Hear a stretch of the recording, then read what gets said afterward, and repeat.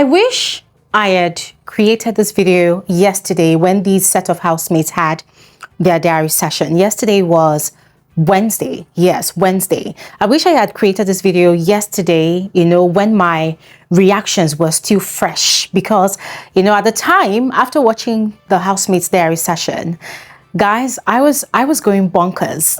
I was going bonkers. My emotions were all over the place. My mind was literally scattered because there was just so many lies that were told, so many spun narratives that were brought to the diary room. The only good thing was I was able to, unleash all of that, or what I was feeling and thinking at the time, on Twitter. All right. And this is why I advise a lot of you to, in fact, all of you, to go ahead and follow me on Twitter. That's the X app. All right. I've told you all before that for every season of Big Brother, right, I literally tweet on the go. As I am watching the show, I am tweeting.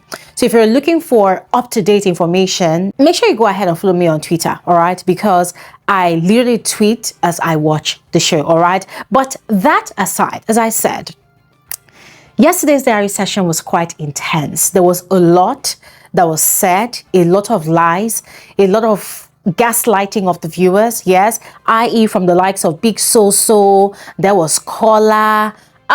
Guys, it was a lot. So on this video, I'm going to be spilling, all right, but I'm going to try as much as possible to summarize, because the diary session continues today and it might end today, Thursday, all right? So I don't want to waste too much of your time. Just going to go ahead and spill, but also dissect the housemates' interaction with Big Brother, all right? But yeah, before I get into it, you are all specially welcome to my channel. My name is Gloria Elijah. This is Frankly Speaking with Gloria Elijah, and I am the girl with the tea. Guys, do not hesitate to share your thoughts in the comment section below, all right, as you watch this video. Now, without further ado, let's just get right into the details of this video. Now, beginning with Jason J's diary session. Ladies and gentlemen, Jason's diary session was quite interesting. Yes, this guy thought he could outsmart Big Brother, but Big Brother, as usual, was 10 steps ahead of him. So, first things first, he had admitted to Big Brother that he was not himself. He did not feel like himself. He felt like he was not at his best, as he was constantly losing out in the arena. He did not understand why he kept on making mistakes in the arena. He felt like there was something wrong, right? And for him, he felt like he had actually gotten over all the emotional ups and downs that he had been dealing with in the past weeks when he was having issues with Day. But now the whole thing is just still continuing, and it just doesn't understand why. And guys, this was the same thing that I kept on telling you all in my past two videos, that Jason J is lost in that house.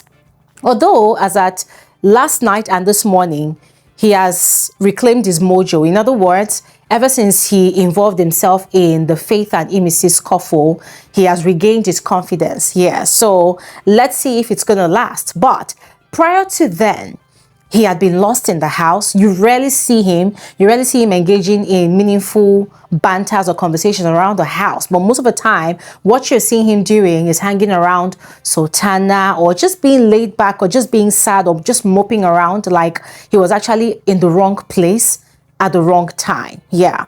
So, of course, Big Brother had asked him what he was doing about it. He said he was trying his best to come out of it. And Big Brother was asking him if he was actually doing enough. And you see, one thing about Big Brother is he will always ask that question. He would always want to probe. Because as far as I'm concerned, I have not, aside from last night and this morning where his energy is a bit up, I had not really seen Jason J, putting in that much work or effort to come out of whatever he was dealing with. And the most annoying part is, I don't know if it's guilt or what, but in a way, it seems like him being with Sultana is really a problem for him. But then he had revealed to Big Brother, or had spilled to Big Brother in the diary room, that he knows that that is a problem for him. He knows what to do to solve, the whole situation. But he doesn't want to, cut off from Sultana yet, because he knows that it's going to affect her. So he's trying to handle the situation, which is really weird to me, guys, because if you think about it, the Sultana herself, it's not like she is equally doing much in the house. If we're being very honest about it, it's not like she's really doing much. But the little things that she does, at least you see that she's trying to be present in the house. But with Jason J, it's the entire, it's completely opposite. Completely opposite. So guys, I was just, see ya. Anyways, whatever. Because one thing these housemates fail to understand is, if you do not have a loyal fan base that will go through fire and brimstone for you, you cannot just be a bench warmer or a furniture in Big Brother's house. The fact that you were shining in week 1 and then you decide not to be shining in week 2, 3, 4, 5, and 6, viewers are not going to wait for you. They'll kick you out and give your spot to someone that is more deserving. Yeah. But anyways, there was the question of Faith being the most influential player of the week and the head of house. Big Brother had asked for his thoughts and feelings about that. Now, he has said that he believes that Faith deserves to be the most influential player of the week because of how much he contributes to task and every other thing around the house. But when it comes to being the head of house, he does not think Faith deserves it. That he does not like the fact that Faith is head of house. And guys, I've actually explained this in fragments on most of my videos, about the whole battery situation that he had taken up with Big Brother in the diary room. And he was sort of contesting the rule book with the person that wrote the rule book, which is insane to me. So he was sort of trying to interpret the rule book to Big Brother that, on the rule book, it is said that a housemate will go to the diary room and bring the batteries for housemates. So Big Brother was asking him, okay, did the rule book specify what mode, that person would take to bring the batteries to the housemates? Guys, I need to be very, very sure. Yes, okay, the mode of delivery. Big Brother was asking, was the rule book specific about the mode of delivery? And you see, Jason J was trying to argue his way out of it, but then he couldn't, because the rule book did not specify if the head of house is supposed to go and spoon feed the batteries to the housemate or do it the way that Faith is doing it at the moment. So it was very obvious that Jason did not agree with Big Brother, but at the same time, he decided to just stay mute, like, okay, fine, make it look like he actually accepted Big Brother's explanation. But he had told Big Brother that for him, Faith is the worst head of house of the season, which is quite ironic to me. Because guys, if you think about it, Jason J's tenure as head of house wasn't the best. It wasn't. I don't want to call it the worst, but it wasn't the best. Okay, let's call it the worst. It was actually very bad. It was an eyesore. Why? Because Jason J did not have a backbone as the head of house in the first week. He was like Ortega's puppet. It was like he was just the figurehead. But then these political godfathers that puts their puppet, their minion in power, so that their minion will be doing their bidding. That was how the situation was in week 1. Jason was mute. He lost his voice. He lost his spine. He lost his balls to lead the house. He could not lead the house. People were talking over him. Ortega was literally shutting him up in meetings to the point that they lost their wager. It was a disaster. Jason J lacked leadership skills. Whatever he expressed in week 1, it was zero. No discipline, no organization. Everything was an absolute mess. It was a ridicule of the title of the head of house. So, if indeed the head of house truly represents the image and presence of Big Brother in that house, Jason J's head of house reign made a ridicule of that fact. So listening to him saying that, Faith's head of house reign is the worst, or Faith is the worst head of house of the season, it just made me laugh because there was no basis to that. But anyways, moving on. Big Soto was next to have her diary session, and ladies and gentlemen, it was very excruciating to sit and watch and listen to all of her lies, all of the narratives that she was spinning. I mean, hey God. For me, it was even the way she kept her face, telling all of these lies. And the worst of it all is her believing in her own lies. And I kept on asking myself, is this girl mentally okay? Is she? Because she came in again, as usual, presenting herself to be a saint, the most godly person in the house. And she kept on talking about she has a spiritual gift, you know, she's a godly person. She has the spiritual gift where she sees visions and she dreams dreams about people, and she has been trying to control this as this her spiritual gift, da da da da da. And I'm looking at this girl and I'm thinking, wait, hold on a second. Do you think, wait, where do you think you are? Are you trying to appeal to the Christian community, the Christian viewers, or what exactly are you doing? And then I think they also call her a prophetess in the house of some sort. And I'm looking at this person, I'm like, no, I mean, hey, come on.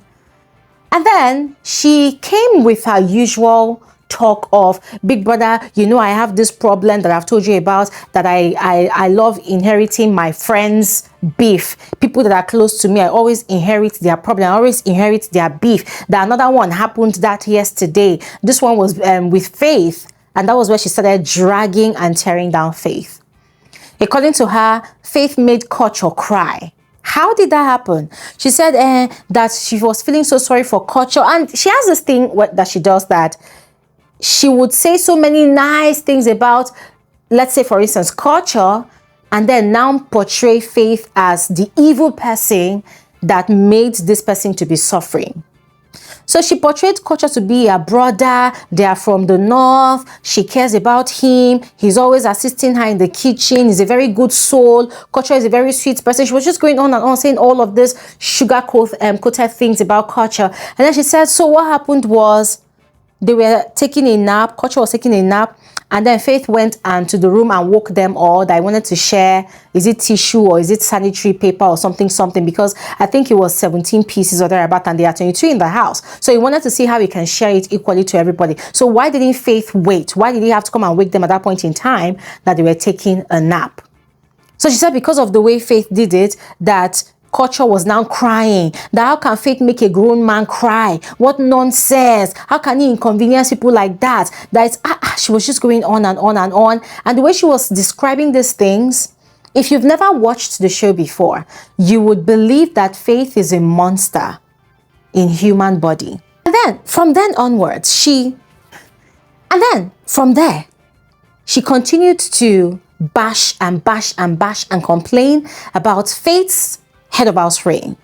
Anyways, there was a question about alliances in the house, and she said that she has noticed that some people, they have alliances that they think it's going to help them, that she doesn't even think that they're alliances, that she thinks it's just cheap gossips.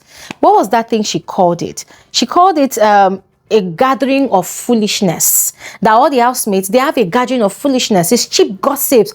And the way she was saying it, she was literally exempting herself from that clique of gossips. And I was really expecting Big Brother to question her about her gossip sessions with her so-called sister Sultana and Doris. She said a lot too, guys. She said a lot, and for me it was the selective amnesia, the pretentiousness, acting like she was goody two shoes and better than everybody else in the house. That everybody else in the house is rotting her egg, and that she is the only good egg in the house. But then, I like the fact that before the end of our diary session, Big Brother had told her this. Let me try to quote Big Brother's words. Big Brother had said that it is crucial to understand that it is human to be imperfect. If you strike with your left hand, give flowers with your right hand. In other words, when you criticize people on the one hand, also remember to give them their accolades when they do good. And this was in reference to all the negative things that she had said about Faith. But you see, one thing about these housemates is, no matter what Big Brother tells them in the diary room, whenever they go outside, they will still stick to their maliciousness and their vindictiveness, because that was exactly what she did. Oh, I forgot to even add that she called Dede fake. I think it was when she was talking about alliances, that, oh, Dede and Mide, they used to be friends. They are no longer friends. That's to show how horrible of a person Dede is. That all this while, Dede was not talking to Mide since on Sunday. Then out of the blues, because Mide's birthday was on Tuesday, that Dede stood up because she wanted to eat birthday cake. That she now went and was wishing Mide a happy birthday. Who does that? the way she said it, the way she put it, she made it look like Dede was upset with Mide unprovoked. Mide did not do anything. And then suddenly, Dede is just keeping malice with Mide for no reason whatsoever. And then it is because of birthday cake that Dede went to go and wish Mide a happy birthday. Ha!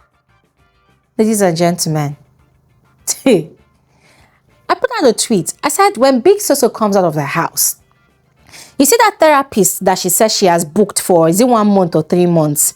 She must ensure that she does not miss any of her therapy sessions because she needs mental evaluation. They need to check her properly that she's okay up here. Because listening to her diary session yesterday, I don't think she is 100% okay. Yeah, because the lies, nah. Now, Kola's diary session was next and woof, ladies and gentlemen, it was exhausting. I almost cried.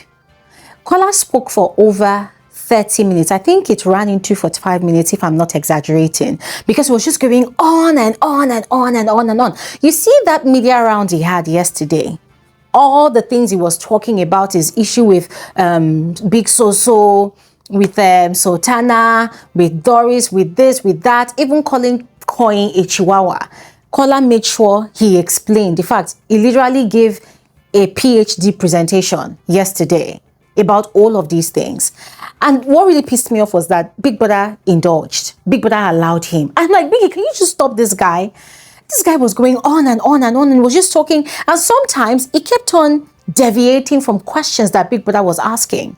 And then sometimes Big Brother will call him back to the question. He will answer the question, but then he will now talk and talk like, see, the truth is, I zoned out because everything he was talking about, I had already heard it inside the house when he was doing his media rounds with his fellow housemates. Now, when it got to him clearing the air about calling Coin a Chihuahua, he was saying that it was all a joke. He did not mean it from a place of malice. But Big Brother reminded him that, well, that in that conversation with Bright, him calling Coin a Chihuahua, that wasn't the first time. That he had already called Coin a Chihuahua on different occasions, especially when he was having conversations with Isabella and Kai Kumi. So it wasn't the first time. So if it was a joke, why the repeat usage of that word? And he was still standing on his own grounds that, oh, it was still a joke, it was still a joke. So ladies and gentlemen, yeah, I'm going to be frank with all of you.